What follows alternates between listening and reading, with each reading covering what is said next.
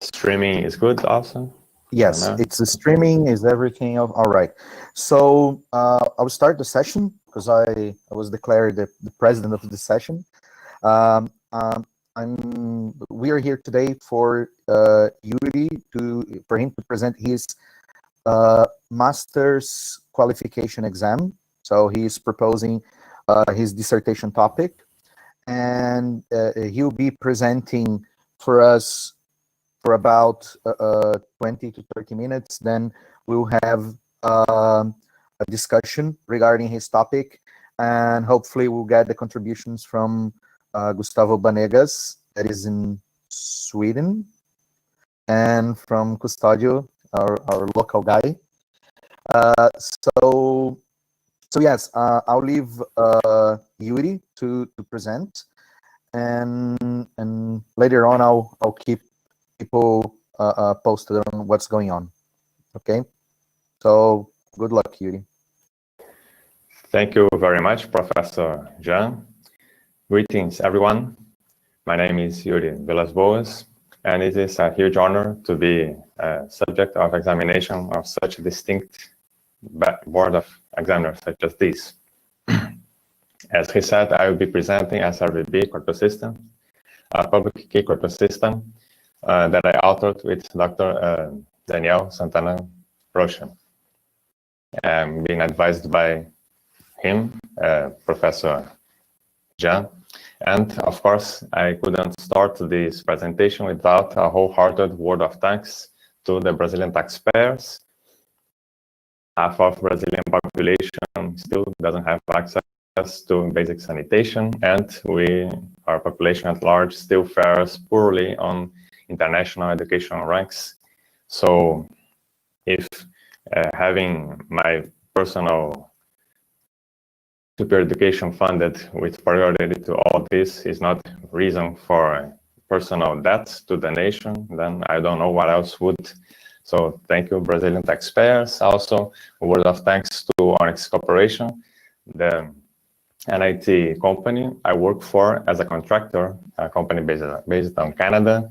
They seeded numerous working hours for myself to be dedicated to this work, so they sure deserve a wholehearted word of thanks. Also, a huge shout out to TopTal, the freelance agency that made my contacts to Onyx Corporation possible. Also, of course, a wholehearted word of thanks to Dr. Charles F. De Barros, who helped me out with the section on cryptanalyses, particularly the cryptanalyses based on Diophantine approximations. He has been very supportive from the beginning. And of course, a word of thanks to the staff of the Federal University of Santa Catarina in general, who has been doing an incredible work and has been very patient and accommodating and supportive for all this time. So without further ado, let's start it. So first of all, public key cryptography is an ubiquitous, indispensable building block of modern technology.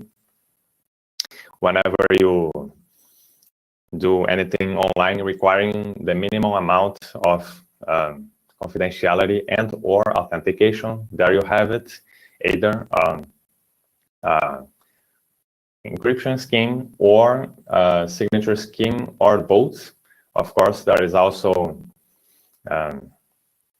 key sharing schemes, but they more or less fit into the category of encryption schemes. So anyway, it's an important building block from a simple internet browsing to blockchain technology. Wherever you look, there it is. So particularly Knapsack-based encryption schemes, that is, encryption schemes that rely, whose mathematical nuts and bolts relies on the Nep.Sec problem, have been introduced by Ralph Merton and Martin Hellman. It's a mistake here. And from the beginning, it appears to have very much appealing and competitive performances in computational costs. And so therefore, it was very appealing from the beginning. Its widespread adoption was readily curtailed, however, by cryptanalysis. And it's also worth mentioning that even before the cryptanalysis actually came about, a lot of suspicion had been thrown at this cryptosystem because of the linear nature of many of these operations that led to the suspicion that differential cryptanalysis might be possible. The viability of Knapsack-based encryption schemes, however, remains an open problem.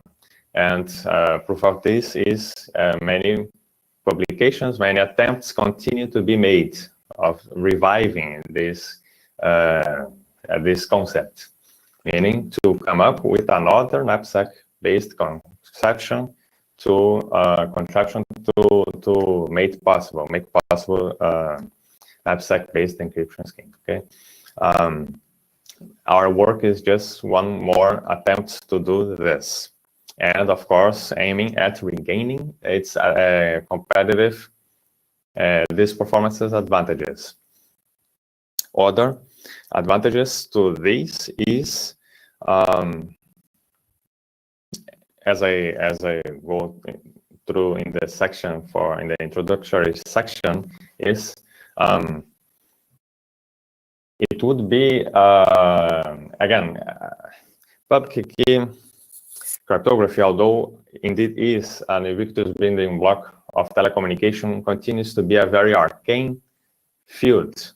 An average layperson completely ignores, a typical average person completely ignores even what this concept is all about. And for this, a number of infrastructures are made unviable, impossible to be vulgarized because of the impossibility of letting people use it properly. So this would be changed if culture about public key technology was more vulgarized. So the existence of an easily understandable public key cryptosystem could help in theory this. So imagine, for example, a world in which we had to use less of passwords, which is indeed a very primitive way of online authentication, at least. And instead, we could have more of signature schemes. Of course, our work is not about a signature scheme, but if at least more people were more familiarized with the concept of public key cryptosystems, this idea could be more easily vulgarized, right? So ahead we go. The Markov-Hellman cryptosystem was based on the difficulty of the subset sum problem, which is given a set of parcels and a given sum, determine which subset C line of C sums up S. It has been proved to be an NP-complete problem, and the naive solution is, of course, you check out all the subsets one by one and sum them up to see which one of them equals S. There is a smarter way to solve it, but it's still exponential and has complexity n of exponential of n over 2. And you pay a price in memory for it. It's a divide and conquer approach. So it has you in order to attain the benefit of halving the exponent, you also pay the price of having as much order of magnitude of use of memory. Markov-Hellman cryptosystem, the original one, as does ours, also relies on an homomorphic component. This is an operation that preserves operations. And we will see how that works out. An homomorphic, indeed, is an encryption scheme used internally that preserves this operation. And a parenthesis here, homomorphic encryption is indeed a fascinating topic on itself, and it also would be interesting to exercise this concept, whether or not the Knapsack-based cryptosystem proved to be viable. Because again, this is what allows operations to be performed with by third parties, right? By other parties, without leaking information about either the entry or the output, right? So an agent can outsource a given operation for an ally or an untrusted party, right? And it will be granted the results even without, with zero knowledge about either input or output. So this is indeed a very appealing concept as well to be exercised. What else? So together with theta and alpha, a very particular instance of the subset sum problem constitutes, wait a moment. Yes, the subset sum problem, yes. We have, again, how to solve, how to turn this elegant and hard problem into the components of the engine, so to say, of a cryptosystem. So of course, the general version of this problem is indeed very hard. We have to come up with a way to conditionally turn it into an easy problem, right? So if we impose a very strong condition, which is here, we can make this very hard problem in the previous slides to be particularly very, very easy. So the condition is for every n, I think that there's actually another mistake here. Here it should be j and j, yes. So, yes. For every n, the sum of the first n parcels equals less, strictly less than the nth, and then the next one. And this is called being super increasing. Okay, by being super increasing, there is an easy way by a greedy algorithm to solve it. We could look here at algorithm number one. No, wait a moment. Here, algorithm number one, the procedure for solving the super increasing sequence sum problem. Here, you start by assigning a given reminder variable, your sum, and then you proceed from the larger to the smaller parcel, just like that, decreasing loop here. And then you assess each parcel one by one in this order, and never comes back. So you also always take the biggest step you can, you assess it, and then you never come back. So these are the characteristics of what something you call a greedy algorithm. And then it works because by the fact here, I think it's a paragraph worth reading. We ascertain the factors in the descending order of their respective parcels. So the uncertainty about future factors is indeed irrelevant to the current step as a consequence of the property, the superinquisitingness. Consequently, the uncertainty about each factor will to itself have been irrelevant to the previous one, and therefore at each given step you're only looking at the given step itself. At each given step, they can be assumed to be an equivalent determinant. Again, this of course still doesn't guarantee the existence of the solution, right? In mathematics, you of course have to be cautious. Uniqueness, and existence. Uniqueness doesn't imply right existence, but here, of course, we assume existence because we assume our ally who used our public key, provided us an authentic, a valid solution, a valid problem to solve, a valid instance of the problem.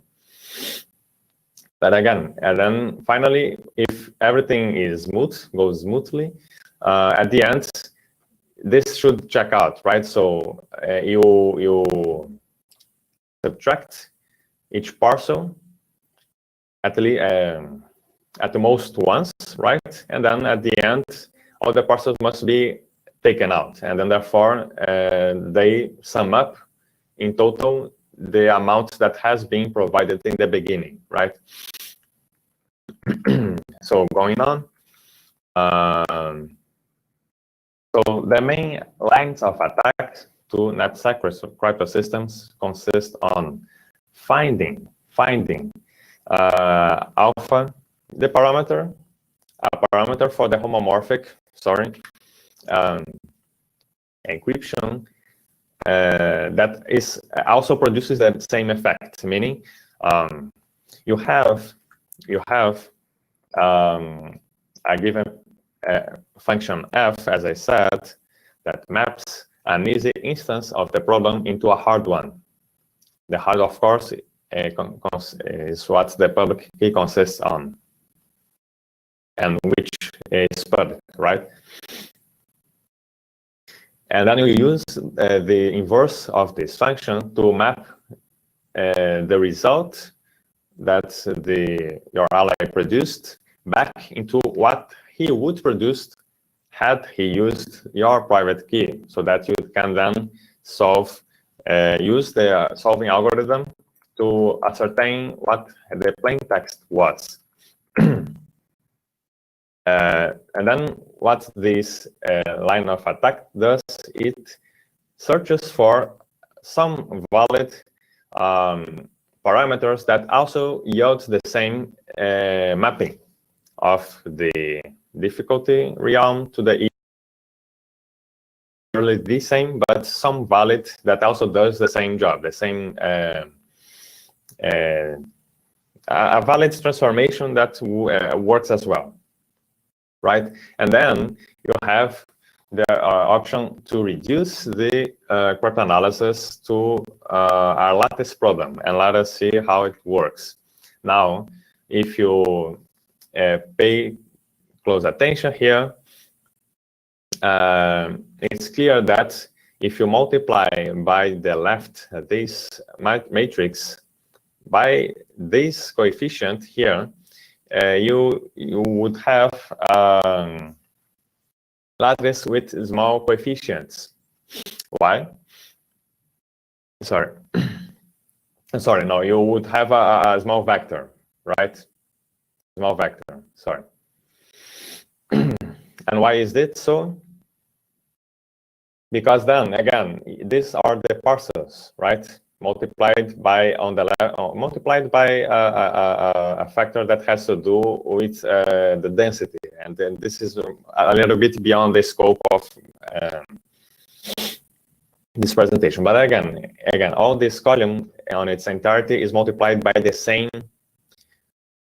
coefficient, so we can ignore it for a while. So ignoring this delta coefficient here, again, each given parcel multiplied by its given coefficient yields S.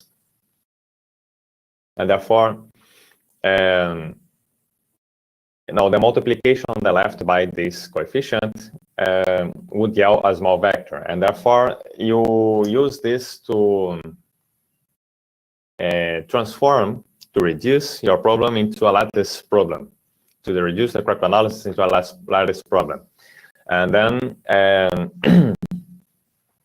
our proposal for shielding the Nep.Sec cryptosystem to this is as follows.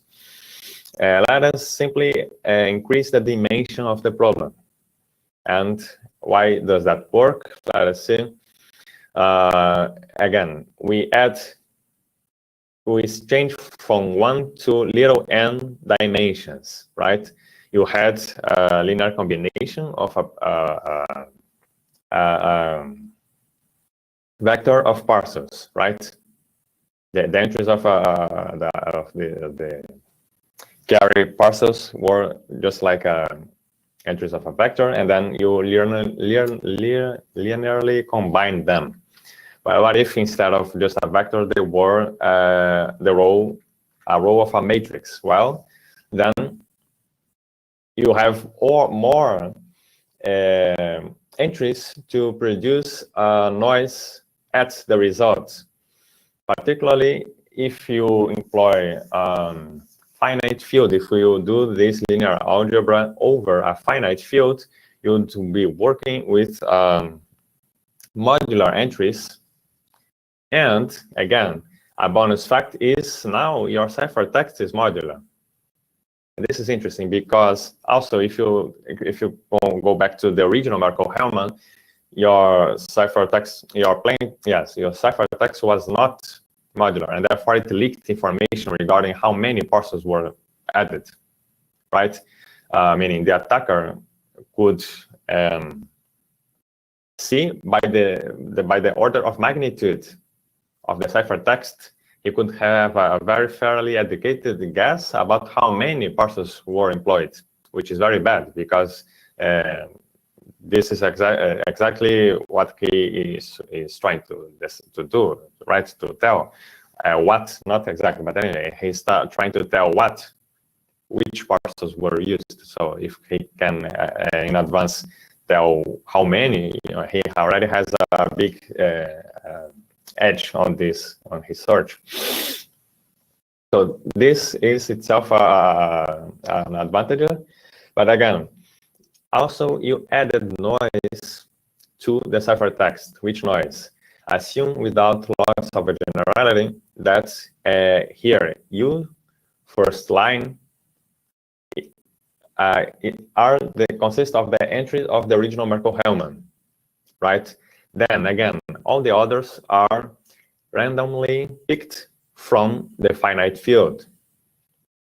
Therefore, they are noise. So what you do is these square little n by little n R matrix scrambles, it mixes up the noise with the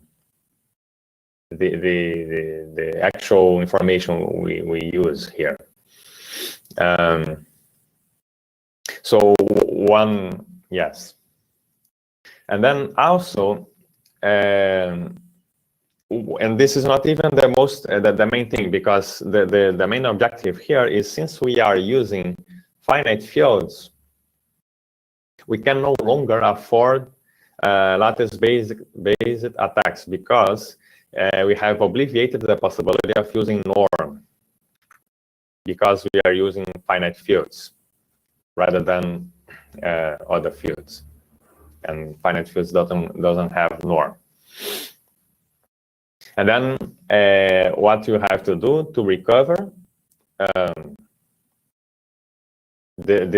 go back to fall back to the original Markov-Hellman, and then finally do all the original procedures to recover the plain text, is you multiply the ciphertext on the left by this row vector here, given by the solution to this very simple linear problem, right? Linear equation, matricial equation.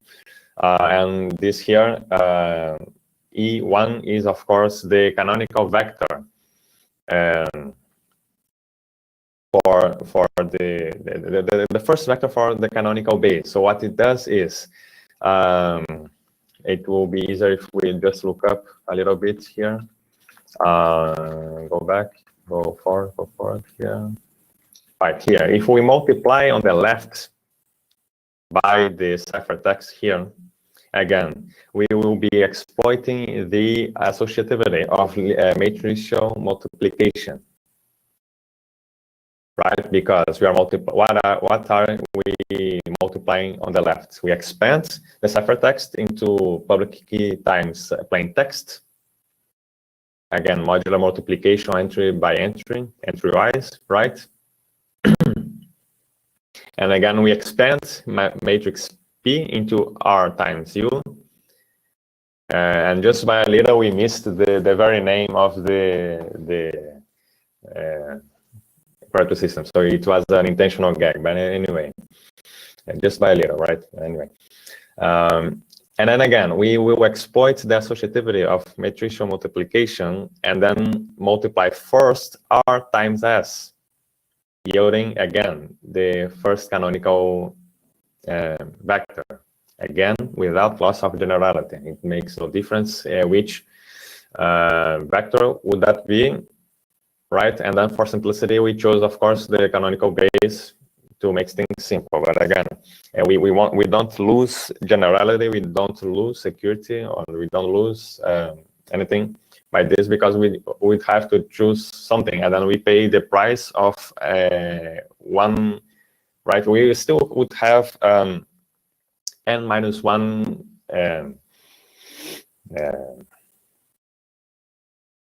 the generality of S is summed up in the randomness of R, the matrix R. So basically, this is what we have, okay? And again, this canonical vector filters the noise, because it will, of course, take only the first row of U into consideration. It will filter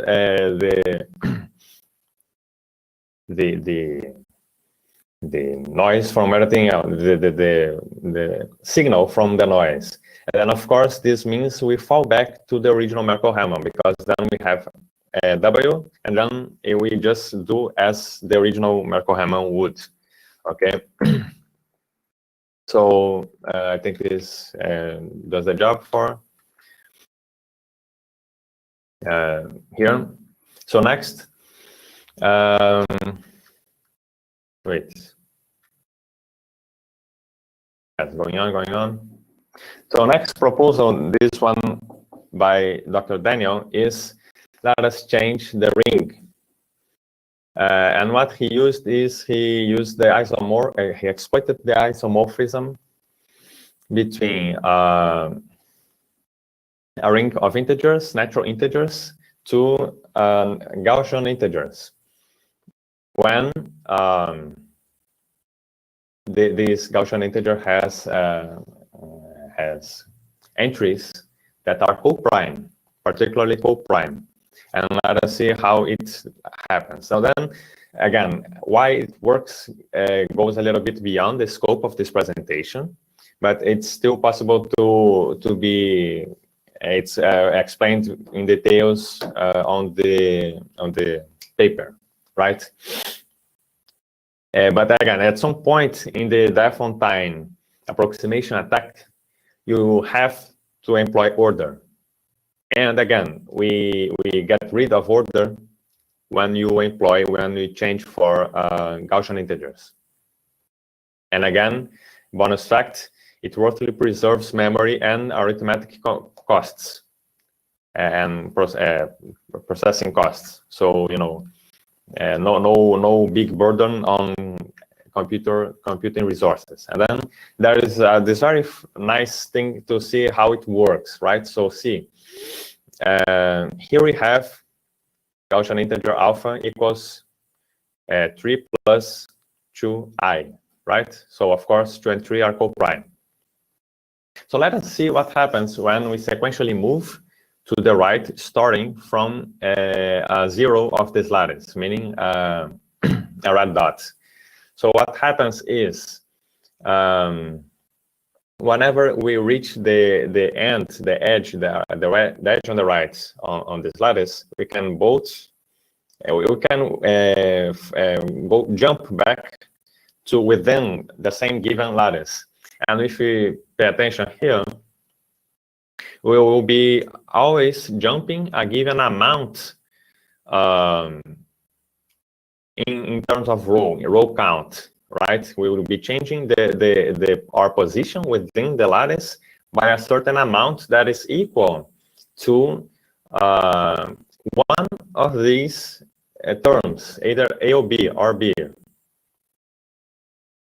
A if we count, let's see, from up to down, and B if we count from bottom up.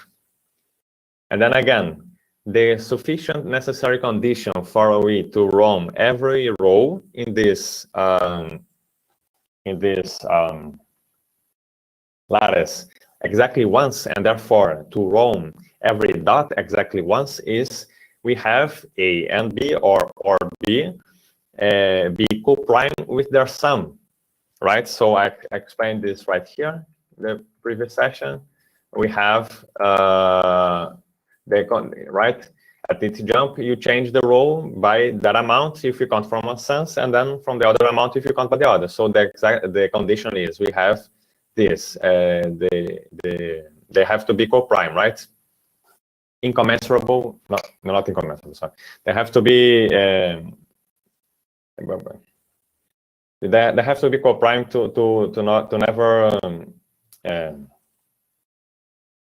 to do the roaming one, to do all the roaming, right?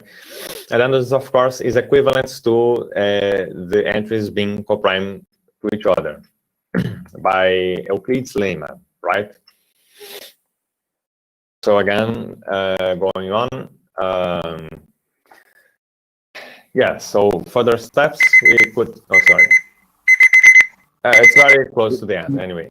Yuri, I'll give you another 5 minutes for you. It's very close. Yeah, sure. Okay. Good. So further steps, further algebraic and generalization from, for instance, for the finite fields, if we wish to improve only instead of only primes, for also polynomials, and for the ring, if we wish to change from Gaussians to maybe Cartesians or maybe Eisenstein, the triangular integers. Also possibly a signature scheme. I think it's worth investigating, right? We have a lot of room, quite literally, in the noisy rows of U. Also determining post-quantumness, I suspect it is, and demonstrable security is, of course, very hard to tell, but it's always a nice goal to, at least contemplate. So final remarks, we indeed successfully prevent Diophantine approximation attacks and Lattice-based. Demonstrable security, of course, improved. I am offering 1,000 in prize as a prize for anyone who breaks it. Also hiring somebody to help me code, because I have no time yet, to help me code and deploy a contest on a smart contract on Solidity to perform this contest with zero trust. Would be very fun to do. And then our work, although it doesn't, there is still room to work and things to do, but we helped advance the question: is this or not possible to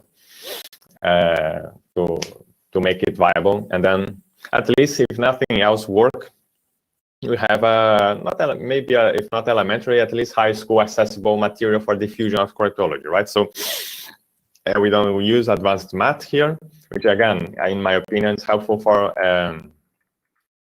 the vocalization of public key at large. Also, I would just step back a little bit and if you allow me, as a kind of a bonus, a user, a layperson might be troubled by the requirement that either we have this requirement here for the coprimality of A and B and of theta and alpha, right? And then somebody might wonder, but wait, doesn't that make it very hard to instantiate the problem? Because again, both alpha and theta and A and B will be very large numbers. So is it that the probability of randomly picked large numbers being coprime is low?